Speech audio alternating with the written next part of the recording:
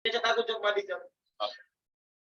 Siapa yang ceritanya aku Assalamualaikum warahmatullahi wabarakatuh. Kami dari kelompok 4 ini mempresentasikan tentang CPX 5 hasil dari kerja dari kelompok 4. Yang pertama, pengertian inkubasi dan inkubator. Yang kedua, inkubasi dan inkubator teknologi dan bisnis model bisnis kompetitif. Yang ketiga progress project based learning, dan yang terakhir keempat presentasi kelompok pengembangan produk.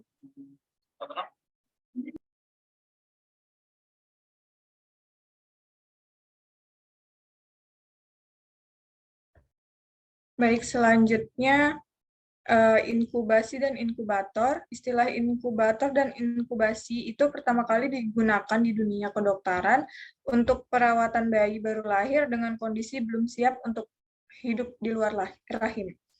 Proses perawatan bayi dilakukan dengan cara memasukkan bayi ke dalam ruangan tertutup. Kebutuhan untuk bayi tersebut dikondisikan dengan kendali dari luar. Ruang kecil berbentuk kotak yang kondisi ruangannya terkendali untuk memenuhi kebutuhan hidup bayi yang ada di dalamnya ini disebut inkubator, dan kegiatannya tersebut disebut inkubasi. Perkembangan selanjutnya, istilah inkubator digunakan di bidang-bidang lainnya termasuk bidang industri untuk mempersiapkan ide agar memiliki kelayakan teknologi dan kelayakan bisnis. Karena penerapannya luas, maka pengertian inkubasi dan inkubator dapat ditulis dalam bentuk dummy, misalnya inkubator X dengan inkubasi X. Kata X dapat diisi dengan teknologi, bisnis, dan lain sebagainya. Inkubasi dan inkubator secara umum dapat dilihat pada gambar di bawah. Next. Selanjutnya, inkubasi dan inkubator teknologi dan bisnis. Wadah inkubasi teknologi dikenal dengan sebutan inkubator teknologi atau IT, dengan wadah inkubasi bisnis disebut inkubator bisnis. Inkubasi teknologi pada umumnya dijalankan dahulu sebelum inkubasi bisnis, dan inkubasi bisnis dijalankan setelah melihat teknologi yang dihasilkan oleh inkubator teknologi yang mengindikasikan prospek ekonomi positif.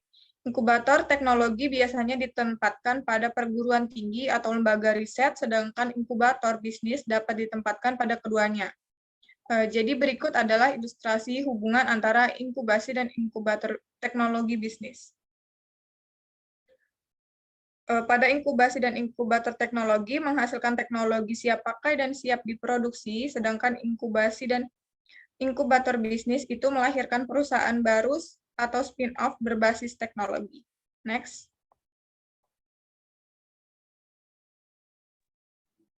Oke, baik. Masih inkubasi dan inkubator bisnis.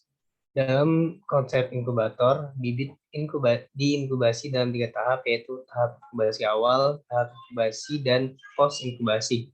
Pada inkubasi awal, bibit bisnis dikenalkan dengan masalah kemitraan, pertemuan bisnis, dan review bisnis plan.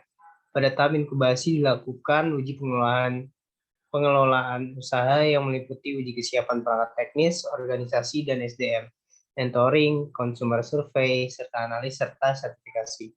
Pada tahap pos inkubasi dilakukan kembali pertemuan bisnis dan review bisnis plan, serta uji coba produksi dan penjualan. Dalam konteks pertumbuhan ekonomi, tingkat provinsi, kabupaten, maupun kota dengan otonomi daerahnya. IT memiliki peran menginkubasi bibit-bibit industri yang berasal dari dalam dan luar perguruan tinggi. Next.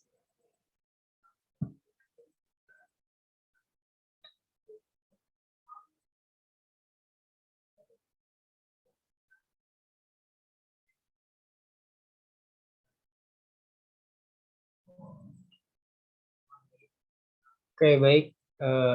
Dilanjutkan inkubasi dan inkubator teknologi. Teknologi dikatakan siap pakai dan siap produksi jika teknologi dalam bentuk prototipe alpha dan beta sudah diuji fungsinya. Di inkubator teknologi, kajian dapat diproduksi dalam skala industri. Produk utuh akan diurai hingga menjadi part dan komponen dan dibuat gambar teknik detailnya atau CAD. Selanjutnya, semua informasi penting harus didapat dari produk tersebut, seperti yang pertama ada part dan komponen apa saja yang dibuat dan akan dibuat sendiri, kemudian ada material penyusun komponen dan part tersebut, kemudian yang terakhir ada bentuk dan ukuran part serta komponennya. Informasi di atas dapat dirangkum dalam format atau tabel BOM atau Bill of Material. Proses manufaktur dan perakitan biasa dibentuk dalam diagram alir atau flow process chart. Next.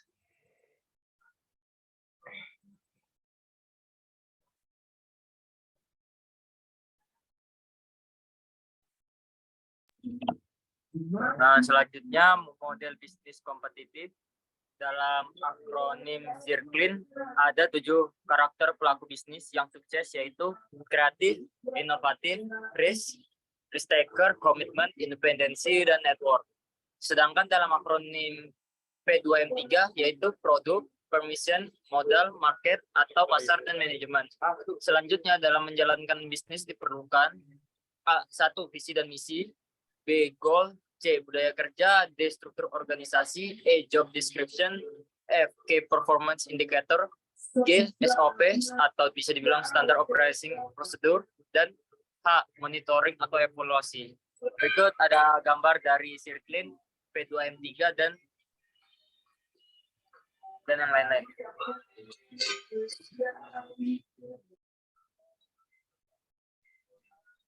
Baik, selanjutnya adalah progress project based learning. Project based learning atau pembelajaran berbasis proyek merupakan model pembelajaran yang berpusat pada pelajar untuk melakukan suatu investigasi yang mendalam terhadap suatu topik. Pelajar secara konstruktif melakukan pendalaman pembelajaran dengan pendekatan berbasis riset terhadap permasalahan dan pertanyaan yang berbobot, nyata, dan relevan. Pada mata kuliah perancangan dan pengembangan produk, melakukan pembelajaran dengan melakukan diskusi kelompok tentang materi yang diajarkan serta membuat produk sesuai dengan materi yang telah dipelajari bersama kelompok. Pada kelompok 4 ini membuat produk yaitu aero wheelchair yang menerapkan aspek ergonomi dalam produk tersebut. Next.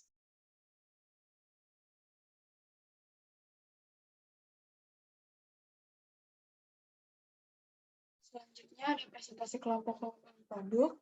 Produk kami yaitu aero wheelchair merupakan kursi khusus penyandang disabilitas, lansia, dan ibu hamil yang digunakan saat di bandara dan di dalam pesawat, serta dilengkapi dengan fitur-fitur yang dapat disesuaikan dan memudahkan pengguna.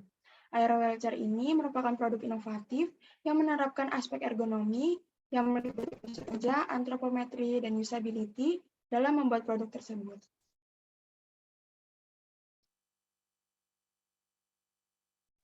Mungkin sekian dari presentasi kelompok 4 tentang sub CPMK 5. Kurang lebihnya mohon maaf. Assalamualaikum warahmatullahi wabarakatuh.